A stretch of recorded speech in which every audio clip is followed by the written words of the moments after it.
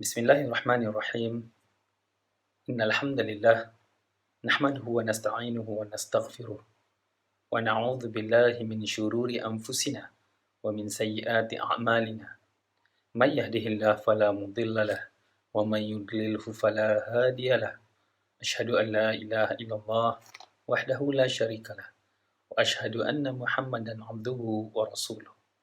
Allahumma salli wa sallim wa barik ala sayyidina wa nabiyyina Muhammad wa ala alihi wa sahbihi wa tabi'in wa man tabi'ahum bi ihsanin ila yaumiddin. Rabbi shrah li sadri wa yassir li amri wahlul 'uqdatam min lisani yafqahu qawli. Assalamualaikum warahmatullahi. Tuan-tuan dan puan-puan, sidang pendengar yang dirahmati Allah sekalian. Alhamdulillah, kita panjatkan kesyukuran kehadrat Allah Jalla wa'ala kerana dengan rahmat dan inayahnya Allah Subhanahu Wa Taala telah mengizinkan kita semua untuk bersiaran pada hari ini dalam sesi perkongsian Tazkirah Ramadan di Putrajaya FM. Dengan rahmat dan inayahnya Allah telah mengizinkan saya bersiaran dan telah meluangkan masa tuan-tuan dan puan-puan sidang pendengar yang dirahmati Allah sekalian untuk meluangkan masa mendengar perkongsian daripada saya, insya-Allah. Saya Nur Azri bin Baharudin, atau lebih selesa dikenali dengan gelaran Abu Maryam, yang bermaksud bapa kepada Maryam, yang dinisbahkan kepada anak sulung saya. InsyaAllah, jika diberikan keizinan dari Allah dan kesempatan, saya akan bersiaran selama 30 hari sepanjang bulan Ramadan ini dalam rangka membicarakan isu-isu dan perbincangan berkaitan dengan Ramadan. Alhamdulillah, summa alhamdulillah, summa alhamdulillah. Ahlan wa sahlan, marhaban ya Ramadan. Baru-baru ini saya teringat satu klip video yang tular di mana seorang wanita sedang menyanyi dengan gembira menyebut marhaban tiba, marhaban tiba. Waktu pertama kali saya dengar, saya juga ketawa sendiri kerana lirik yang asal sebenarnya Ramadan tiba. Ya, ianya mungkin kerana wanita tersebut terlalu gembira dan excited sehingga memungkinkan dia melakukan kesilapan, tersalah kata, atau kadang-kadang kita sebut sebagai slip of the tongue atau sabqul lisan, yang mana ianya sesuatu yang normal. Bahkan pernah diceritakan oleh Rasulullah sallallahu alaihi wasallam, seorang yang kehilangan untanya di tengah padang pasir, kemudian tiba-tiba menjumpai untanya kembali dan berasa sangat seronok dan bersyukur kehadrat Allah Subhanahu wa taala sehingga dia menyebut, Allahumma anta abdi wa ana rabbuk. Ya Allah, engkau hamba-Ku dan aku ialah Tuhanmu. Sedangkan dia mahu menyebut sebaliknya, kerana tidak mungkin seorang yang beriman dan bersyukur akan menyebut kalimah sebegitu. Namun dia tidak dihukum kerana ianya merupakan satu kesilapan disebabkan terlalu gembira. Jadi mungkin situasi yang sama terjadi terhadap wanita dalam video yang tular tersebut. Hati-hati orang beriman pasti akan merasa gembira dengan kedatangan Ramadan. Ini kerana Ramadan merupakan bulan penuh keberkatan, bulan yang merupakan pesta ibadah yang memberikan peluang kepada kita untuk berlumba-lumba mengejar kebaikan dan ganjaran daripada Allah Subhanahu wa taala. Bulan yang lebih baik daripada 1000 bulan, bulan yang menjanjikan pelepasan api neraka dan juga pengampunan daripada Allah Subhanahu wa taala. Mana mungkin hati orang yang beriman tidak merasa gembira dengan kedatangan Ramadan. Alhamdulillah, tahun ini kita disampaikan dengan Ramadan. Kita masih diberi peluang untuk mengecapi nikmat beribadah dalam bulan Ramadan. Dan bila menyebut tentang Ramadan, saya teringat sebuah ayat daripada Al-Quran yang mana kita tidak akan lari daripadanya apabila membicarakan tentang Ramadan.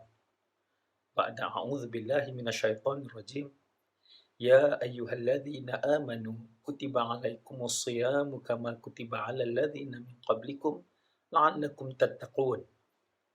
Allah Subhanahu wa taala berfirman dalam surah Al-Baqarah ayat 183. Wahai orang-orang yang beriman, diwajibkan ke atas kamu untuk berpuasa sebagaimana diwajibkan ke atas orang-orang yang terdahulu daripada kamu. Mudah-mudahan kamu tergolong dalam golongan orang-orang yang bertakwa. Puasa merupakan salah satu ibadah agung yang menjadi salah satu daripada rukun Islam. Dan ada sebuah hadis yang sangat menarik perhatian saya ketika pertama kali saya mendengarnya. Yang mana hadis ini merupakan hadis Qudsi, riwayat Imam Al-Bukhari, Imam Muslim dan Imam An-Nasa'i rahimahumullah, yang diriwayatkan daripada Abu Hurairah radhiyallahu anhu. Sebelum itu, mari kita lihat apa yang dimaksudkan dengan hadis Qudsi. Hadis Qudsi seperti juga hadis-hadis yang lain merupakan riwayat yang dibawa daripada Rasulullah sallallahu alaihi wasallam. Namun, apa yang membezakan hadis Qudsi mengandungi firman Allah Subhanahu wa taala yang dinakalkan melalui lisan Rasulullah sallallahu alaihi wasallam. Dan apa pula beza di antara Al-Quran dan hadis Qudsi sekiranya hadis Qudsi itu merupakan firman Allah Subhanahu wa taala? Ia mempunyai beberapa perbezaan. Yang pertama, dari sudut makna. Al-Quran telah diwahyukan kepada Rasulullah sallallahu alaihi wasallam dengan lafaz dan maknanya sekali. Ianya merupakan kalamullah yang istimewa dan tidak akan ada yang mampu menyamainya. Sedangkan hadis Qudsi merupakan wahyu daripada Allah Subhanahu wa taala tetapi disampaikan dengan lafaz dari Rasulullah sallallahu alaihi wasallam. Maknanya daripada wahyu Allah tetapi lafaznya dilafazkan melalui lisan Rasulullah sallallahu alaihi wasallam. Perbezaan yang kedua dari sudut penisbahan, yang mana Al-Quran dinisbahkan terus kepada Allah Subhanahu wa taala. Dikatakan Allah telah berfirman. Namun bagi hadis Qudsi, ada kalanya ia dinisbahkan kepada Allah dan ada kalanya ianya dinisbahkan kepada Rasulullah sallallahu alaihi wasallam melalui nisbah khabar. Kerana Rasulullah sallallahu alaihi wasallam menyampaikan khabar itu daripada Allah Subhanahu wa taala. Maka disebut Rasulullah sallallahu alaihi wasallam menyatakan apa yang diriwayatkan dari Allah Subhanahu wa taala.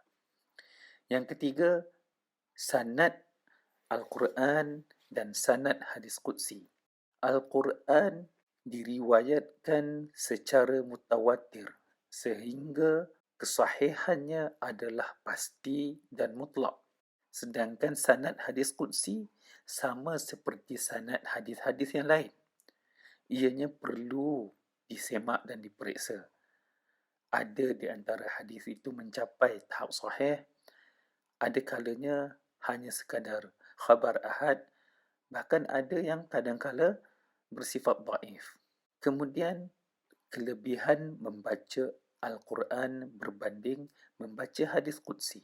Al-Quran, barang siapa yang membacanya akan diberikan ganjaran khusus sebagaimana yang telah disebutkan oleh Rasulullah sallallahu alaihi wasallam. Barang siapa yang membaca satu huruf dari Al-Quran, dia akan memperolehi satu kebaikan dan kebaikan itu dibalas dengan 10 kali ganda. Berbeza dengan hadis Qudsi, ianya diberikan pahala membaca hadis sebagaimana hadis yang lain secara umum.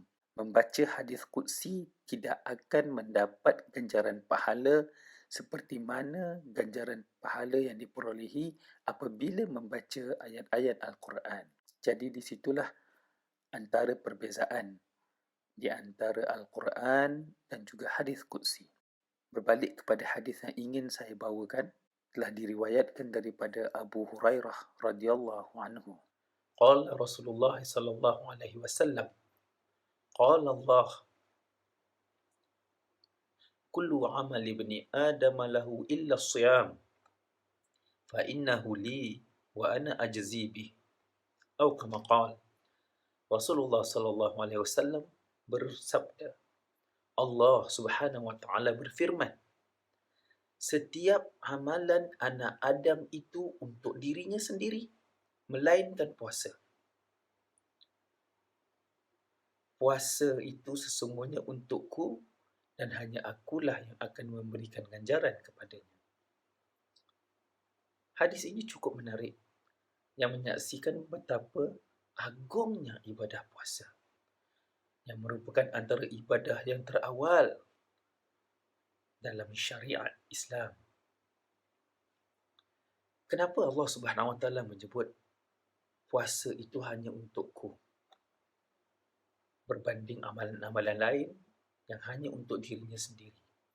Para ulama membahaskan tentang hadis ini. Jika kita tinjau amalan-amalan dan ibadah lain, solat contohnya, ianya boleh menjadi santapan kepada nafsu kita, yang mana apabila kita solat, ianya boleh dizahirkan di hadapan manusia dan mungkin ianya memberi kepuasan kepada nafsu kita dalam rangka berasa riak, berasa bangga dengan amalan yang dilakukan.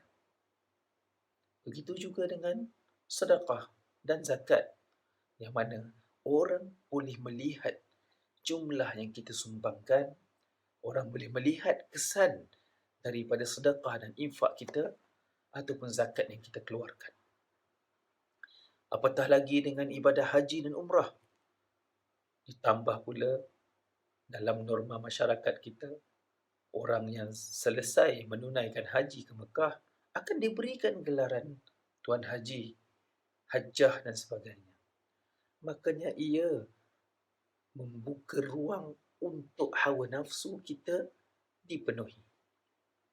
Berbanding puasa, dalam hadis Muslim, Rasulullah sallallahu alaihi wasallam menyebut Allah Subhanahu wa taala mengatakan bahawa puasa itu wajar diberi ganjaran kerana hambanya mampu, sanggup meninggalkan makan dan minum hanya kerana Allah Subhanahu wa taala.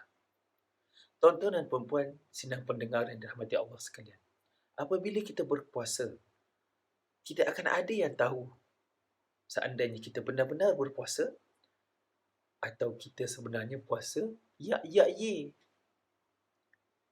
Kerana mungkin kita telah kenyang makan di rumah tengah hari tadi dan bila keluar, kita masih menzahirkan kita berpuasa.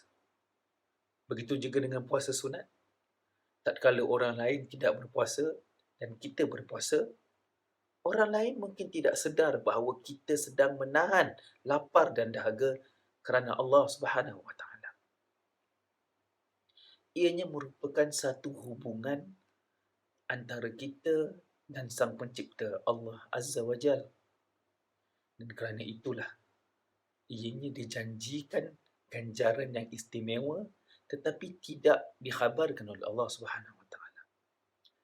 Apa perasaan kita apabila kita melakukan sesuatu dan dijanjikan satu ganjaran yang telah pun disebut dan telah pun dikhabarkan kepada kita, berbanding kita melakukan satu pekerjaan dan dijanjikan ganjaran istimewa namun ianya satu surprise, ianya satu perkara yang tidak kita ketahui sehinggalah tiba pada waktunya.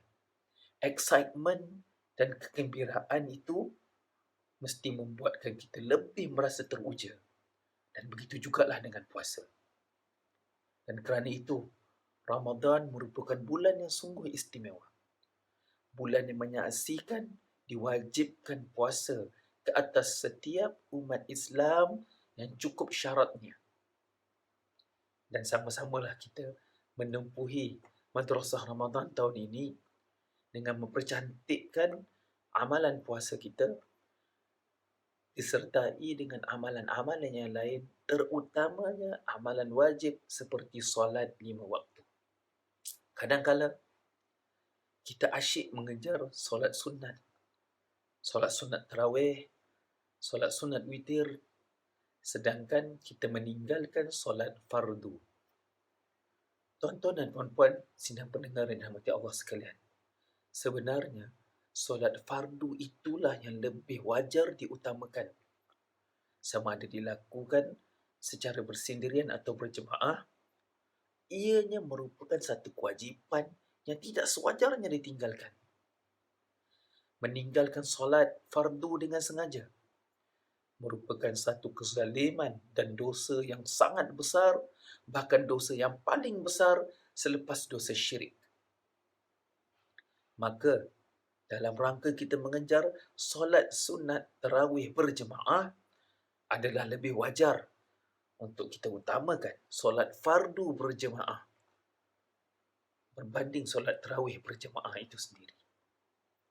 Maka saya ingin menyeru kepada tuan-tuan dan puan-puan sidang pendengar yang dirahmati Allah sekalian, tahun ini, jika tidak seperti tahun-tahun sebelumnya, maka kita perbaikilah amalan kita dengan mencantikkan ibadah puasa dan memastikan solat fardu itu didahului berbanding solat sunat yang lain. Saya berdoa kepada Allah Subhanahu wa taala, mengharapkan agar Allah memberikan kita kemudahan, memberikan kita petunjuk dan hidayah dan bimbingan dalam menempuhi madrasah Ramadan pada tahun ini. Semoga apabila habis tamat 30 hari madrasah Ramadan, kita bakal keluar sebagai orang yang bertakwa.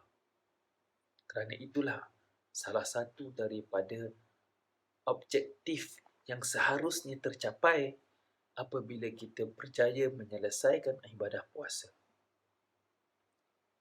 Sekian, insya-Allah kita akan bersiaran lagi pada esok hari membicarakan tentang definisi takwa itu sendiri dan kaitannya dengan puasa. Aqulu qawli hadha wa astaghfirullahal azim li wa lakum. Subhanakallahumma wa bihamdik, asyhadu an la ilaha illa ant, astaghfiruka wa atubu ilaik. Assalamualaikum warahmatullahi wabarakatuh.